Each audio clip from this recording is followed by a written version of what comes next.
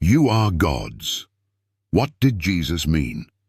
Many skeptics and non-believers point to John 10:34-35, where Jesus says, "Is it not written in your law, I said, you are gods?" They argue that Jesus was either denying his divinity or calling all humans gods. But was he? Let's break this down clearly using scripture, logic, and real-life illustrations. Understanding John 10:34-35. In context. Jesus was speaking to religious leaders who were accusing him of blasphemy because he claimed to be the Son of God. Here's what happened. In John 10:30, Jesus boldly declared, "I and my Father are one." The Jews immediately picked up stones to kill him, John 10:31, because they understood that he was claiming equality with God. Instead of backing down, Jesus pointed them to Psalm 82:6, where God himself says, "I have said, you are gods, and all of you are children of the Most High." So what does this mean? Was Jesus saying humans are divine beings? No. Let's look at Psalm 82 to understand his point. Psalm 82, the meaning of "you are gods." Psalm 82 speaks about corrupt human judges whom God appointed to rule over Israel. God called them gods, Hebrew, Elohim, not because they were divine, but because they had authority to judge on God's behalf. Yet, they were abusing their power. Verse 7 makes it clear that they were merely mortal men. But you shall die like men and fall like one of the princes.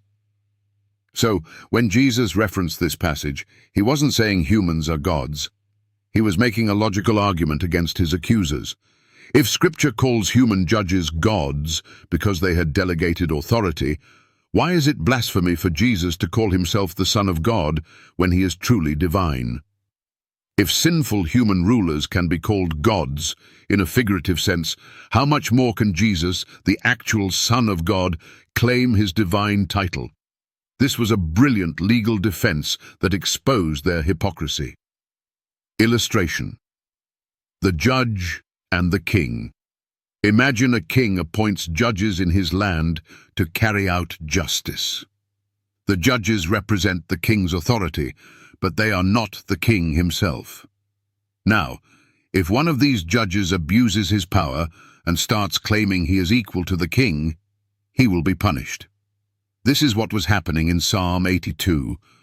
Human judges were called gods because they acted on God's behalf, but they were corrupt.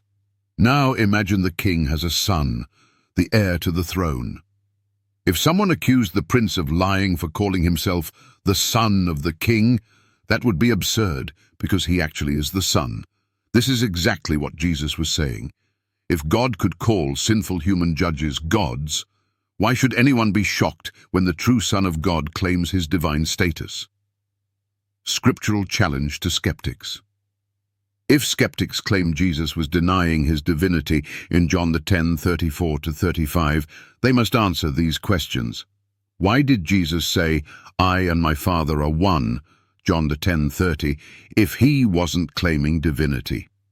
Why did the Jews immediately want to stone him for blasphemy, John 10:31-33, if he wasn't claiming to be God?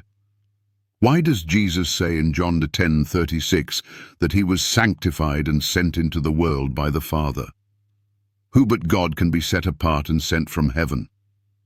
Why does Jesus say in John 10:38, "The Father is in me, and I in him"? Isn't that a claim of divine unity? Clearly, Jesus was not backing away from his claim of being God. Instead, he used their own scriptures to expose their hypocrisy. Final challenge. Who do you say that he is? Skeptics cannot ignore the full context of Jesus' words. He was not calling all humans gods. He was defending his divine identity. So the question remains, who do you say that he is? Is he just a man? Then why did he forgive sins, receive worship, and say he would judge the world? Is he a lesser God? Then why did he say, "Before Abraham was I am," John 8:58, taking the name of God from Exodus 3:14?